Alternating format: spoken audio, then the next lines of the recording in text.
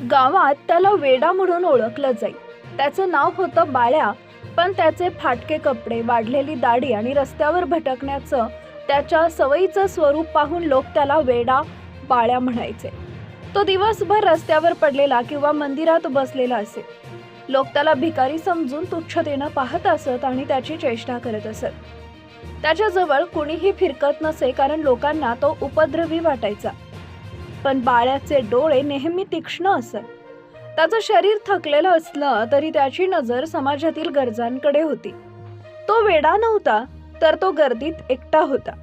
एक दिवस दुपारी कडक ऊन पडले असताना मुख्य रस्त्यावर खूप रहदारी होती।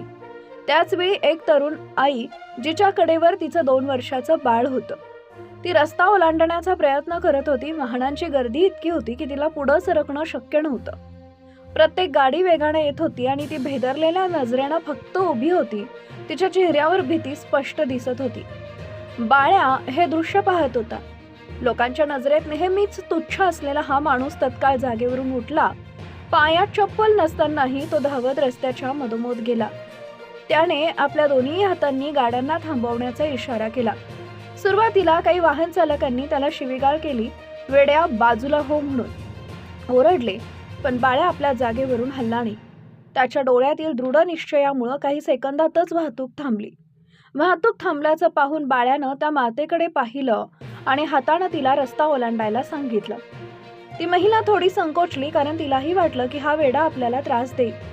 पण जेव्हा तिनं पाहिलं की रस्त्यावरच्या गाड्या थांबलेल्या आहेत, तेव्हा तिला बाळ्याच्या कृतीचा अर्थ कळाला। तिनं पटकन रस्ता ओलांडला आणि सुरक्षितपणे पलीकडे गेली। ती महिला सुरक्षित गेल्यावर बाळ्या शांतपणे बाजूला झाला आणि त्यानं गाड्यांना जाण्याचा इशारा केला। वाहतूक पुन्हा सुरळीत झाली। तिथं उभ्या असलेल्या लोकांनी हे दृश्य पाहिलं। त्यांच्या मनात बाळ्याबद्दलची भावना क्षणार्धात बदलली।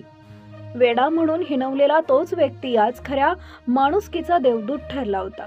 लोकांना जाणवले की बाळ्याचं शरीर फाटलेलं असलं तरी त्याचं मन अत्यंत निरोगी आणि शुद्ध होतं। त्या दिवसापासून कुणीही त्याला वेडा बाळ्या म्हणायचं धाडस केलं नाही, कारण त्यांनी पाहिलं होतं की गरज पडल्यास वेडा समजला जाणारा माणूसही सर्वात मोठी मदत करू शकतो।